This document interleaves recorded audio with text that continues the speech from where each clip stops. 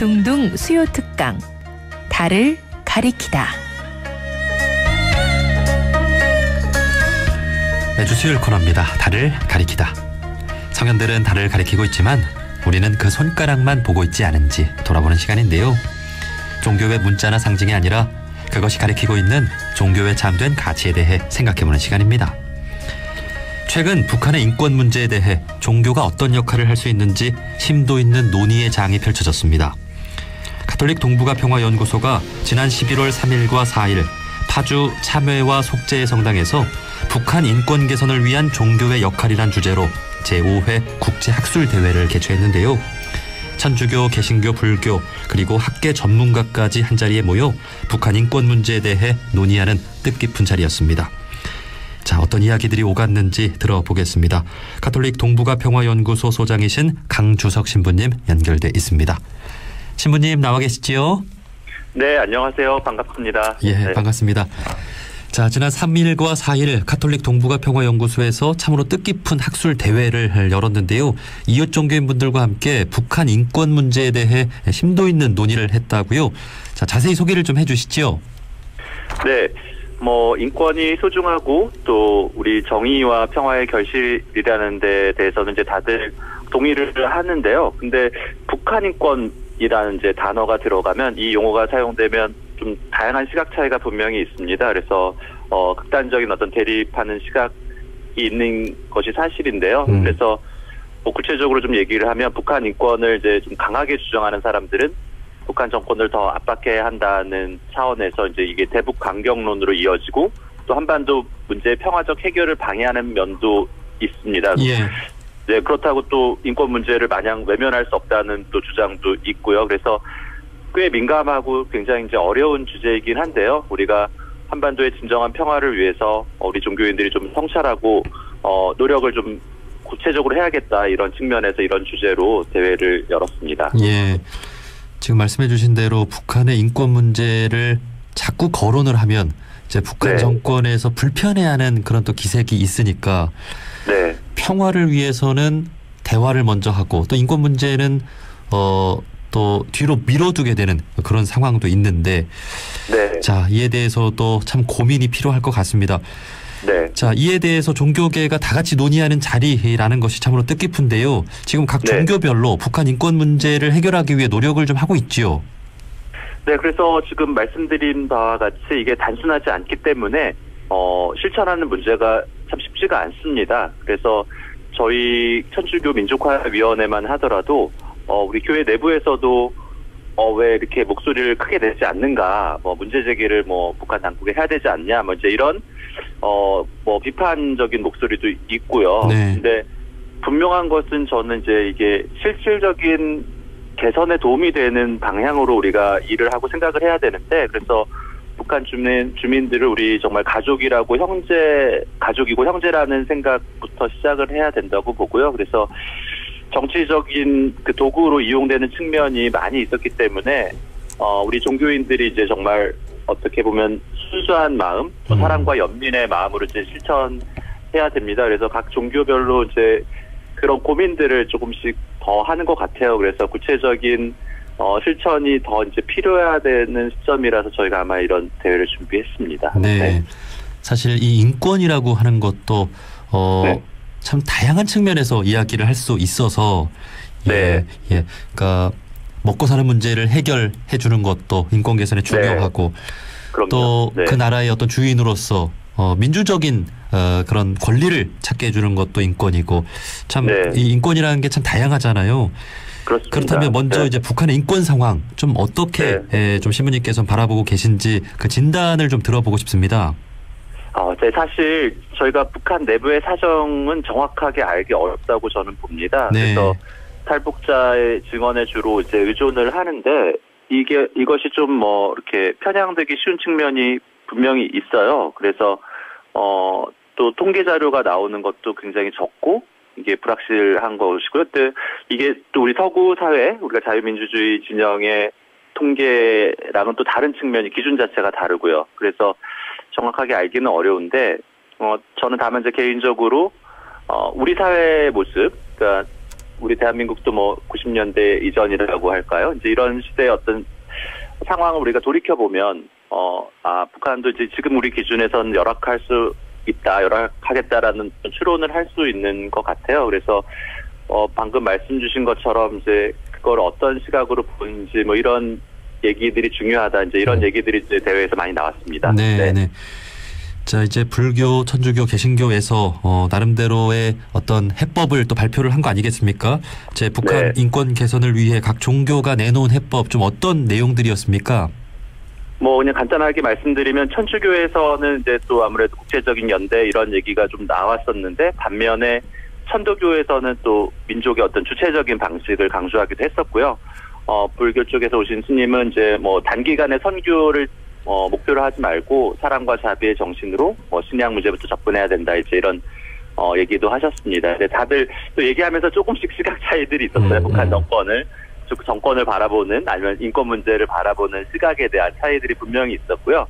개신교는 또 이제 조선 그리스도교 연맹과 협력했던 또 역사가 오래 있기 때문에 그런 사례들을 설명하면서 우리가 외부에서 개입한다는 것도 어떤 식으로 해야 되는지 이것도 굉장히 조심스러워야 된다. 뭐 이런 어떤 나름대로 비슷한 얘기들도 있었고요. 또 차이나는 얘기들도 있었어요. 그래서 저희는 어떤 해법이라고 사실은 자신하기는 좀 어렵고요. 우리가 이런 논의의 장이 마련되고 머리를 좀 맞대고 고민을 했다는 데 더 의미를 이번 대회는 좀 두고 있습니다. 네.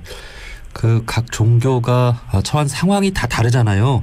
그러니까 천주교의 최대 장점이라고 하면 이제 국제적인 어떤 네트워크일 거고 또 천도교는 우리의 어떤 민족 종교로서 남북 간의 어떤 공유하는 역사나 정신 이런 측면에서 교류하면서 또 인권 개선을 또 위해 노력할 수도 있고 사실 어떤 정답은 딱 없지만 이런 모든 종교의 의견들이 다 협력을 이룬다면 좋을 것 같아요. 네, 그렇습니다. 예. 자, 그리고 학계에서도 또 발표가 있었다고 들었습니다. 학계라고 하면 북한 전문가분들이시겠죠?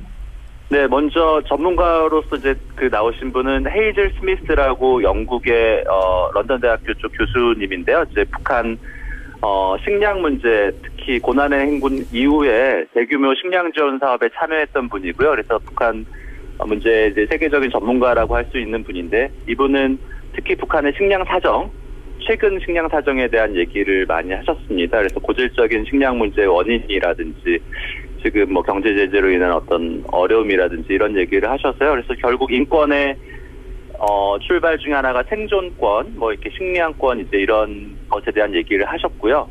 또 박한식 교수는 재미학자인데 뭐 많은 분들이 아시는데요. 이제 북한 전문가라고 할 수 있는 분이고 어떻게 보면은 북한의 목소리를 좀 얘기를 해주셨죠. 그래서 인권이라는 것이 이게 우리 기준으로만 볼 것이 아니라 북한은 이제 비유로 북한은 오렌지라고 할 수 있는데 왜 사과인데 이게 나쁜 사과다라고 자꾸 이제 주장하는 면이 있는데 박한식 교수님 같은 경우에는 좀 우리 시각을 좀 다르게 볼 필요도 있다 이런 얘기도 하셨고요. 또 미국의 이제 조지타운 대학교에 이제 드루 크리스천슨 신부님이 발제를 하셨는데 뭐 이제 우리 가톨릭 교회 특히 요즘 프란치스코 교황님 얘기를 하시면서 인권이 분명히 이제 보편적인 측면이 있지만 문화의 상대성도 우리가 존중해야 된다. 그래서 나름대로 다른 문화를 가지고 있는 아시아적 가치 또 북한의 어떤 상황도 우리가 존중을 해야 된다는 측면을 좀 얘기를 하신 걸로 저는 봤고요. 그래서 이런 논의들이 본인들이 이제 준비하신 내용들 우리가 이제 배우는 측면도 있지만 이 학자분들도 또 서로 다른 얘기들을 좀 하신 거거든요. 그래서 서로 얘기를 들으면서 좀 더 폭이 넓어지지 않았나 이런 생각도 들었습니다. 네. 종교계의 어떤 자비로운 그런 정신 그리고 또 학계의 의견 다 중요할 것 같습니다. 자, 이러한 의견들이 또 결국 토대를 마련하기 위해서는 또 정치가 또 다리를 놓아줘야 하는 거 아니겠습니까? 정치의 역할이 또 중요하겠죠. 네, 정치도 그러니까 사실은 신뢰라는 측면에서 이제 정치계가 할 수 있는 일이 이제 우리가 남북 관계 안에서 좀 신뢰가 많이 부족한데 이런 인권 문제라든지 북한의 인도적 교류 협력이라든지 이제 이런 것들을 정부에서도 많이 노력을 하는데 이게 우리 쪽 생각만 좀 하는 게 아닌가 저는 가끔 이런 생각이 들어요. 정말 저도 이 자리에서도 몇 번 말씀드렸는데 정말 역지사지의 마음이 필요하거든요. 네. 북한과의 어떤 대화 협력에서. 그래서 우리가 인권 문제를 얘기할 때 또 뭐 식량 문제를 우리가 뭐 선의를 가지고 뭐 지원을 얘기할 때조차도 정말 역지사지하려는 마음이 필요하다. 최근에 뭐 코로나 관련해서 백신 뭐 얘기도 나오고 하는데 과연 그런 것들 북한의 입장에서는 어떤 그 식으로 받을 수 있는 지금 차원인지도 조금 더 우리 정부가 정치계가 좀 더 진지하고 또 전문적으로 좀 고민을 해야 된다 저는 이렇게 보고 있습니다. 예, 네. 예, 맞습니다. 우리가 선의로 뭐 누군가를 도와주려고 할 때도 네. 그 사람이 어떤 마음이 어떤지 사실 네. 그런 것들을 헤아려야지 그 진정한 도움이 되는 거잖아요. 예. 네. 자, 그리고 최근에도 보면 이제 문재인 대통령이 유엔을 찾고 또 교황청을 찾아서 한반도 종전선언을 위해 도와달라고 또 호소를 해 나가고 있습니다. 이런 걸 보면 우리 정부가 참으로 많은 애를 쓰고 있다는 생각이 드는데요. 신부님은 좀 어떻게 보고 계십니까? 네, 저는 사실은 그 인권 개선을 위해서 사실 저희는 이제 뭐 북한 인권이란 용어를 이번 이제 대회 때는 썼지만요. 좀 이렇게 자극적인 제목이긴 한데 사실 한반도 전체의 인권 개선을 얘기하고 싶은 거였거든요. 그래서 우리 한반도 전체의 인권 개선을 위해서 가장 선행되어야 되는 것이 결국은 전쟁을 이제 완전히 좀 끝내고 평화협정을 맺고 실질적인 평화가 도래할 때 우리가 실질적인 평화를 누릴 수 있을 때 인권 개선이 되고 인권이 실현된다라는 것을 보고 있습니다. 아시다시피 예. 인권이 가장 파괴되는 순간은 결국 전쟁 중이거든요. 그렇죠. 그래서 예. 네, 북한의 어떤 뭐 체제가 너무 경직되어 있다고 우리가 비판을 할 수 있다면 그것은 북한 내부적으로 느끼기에는 70년 동안의 어떤 전쟁 상황에 대한 어떤 긴장이 있거든요. 그래서 그런 안보에 대한 불안이 우리만 있는 것이 아니라 북한이 상당히 가지고 있다는 것을 우리가 기억을 해야 되고 우리도 역시 뭐 최근에도 그럼 우리가 인권이 다 좋냐가 아니라 만약에 최근에 뭐 군대 내 성소수자 문제가 있었고 그런 문제에서 이제 우리 국방부가 대처하는 방식을 보면 안보에 대한 어떤 그 구실을 댑니다. 그래서 인권을 침해하는 사례가 있었는데 우리가 안보 때문에 어쩔 수 없었다라는 핑계를 대시거든요. 그래서 이런 면을 여러 가지 종합적으로 보면 결국 이 종전과 평화협정이라는 것이 한반도 전체 인권 개선을 위해서 꼭 가야 될 우리가 길이라고 저는 생각하고 있습니다. 예, 네. 예. 아, 정말 신부님 말씀해 주신 대로 인권 개선의 첫 번째는 정말 전쟁 없는 세상, 네. 종전선언을 하고 평화협정 체결을 하고 그리고 네. 진정한 또 인권을 말할 수 있는 것이겠죠. 네. 네, 네. 자, 중요한 건 이러한 기조가 또 다음 정부로 또 이어지는 게 아닐까 싶은데요. 대선을 네. 앞두고 우리 국민들이 이 한반도 평화의 문제를 어떻게 좀 바라볼 것인가, 네. 다음 지도자는 어떤 사람이 되어야 하는가, 이 부분도 좀 중요하게 네. 좀 지켜봐야 될 것 같아요. 네. 일단은 우리 사실 우리 민족의 어떤 주체적인 협력을 이제 강조하는 분들이 있는데 사실은 저는 이제 북측의 입장에서는 남측 정부를 이제 가끔 우리를 간과하는 것 같아서 우리가 좀 속상할 때가 있는데 왜 북측이 왜 그럴까라고 하는 것을 보면 남측 정부의 대북 정책 기조가 너무 180도로 바뀌어 왔던 것이 아닌가 이제 이런 생각이 듭니다. 그래서 어떤 협의와 합의가 있다가도 지금도 대선 전국에서 보면 뭐 우리가 판문점 선언이라든지 9.19 군사합의라든지 이제 이런 게 있었는데 이런 게 과연 지켜질 수 있는가 다음 정부에서도 네. 이런 것들은 북측의 어떤 당국자 입장에서 보면 뭐 나만을 믿을 수 없다는 생각도 할 수 있을 것 같아요. 네. 그래서 우리가 뭐 독일 사례라든지 이제 독일이 우리의 모델은 아니지만 사례를 그래도 독일이 이루어낸 뭐 어떤 협력이 있었는데 이게 초당적으로 가야 되거든요. 이제 어떤 대동독 문제에 있어서 서독 정당들이 어떤 협력했던 것처럼 우리가 북한 문제에 대해서는 한반도 전체 문제에 대해서는 이게 초당적인 어떤 정말 합의가 있어야 되는데 참 이게 너무 어렵다 이런 생각이 듭니다. 네.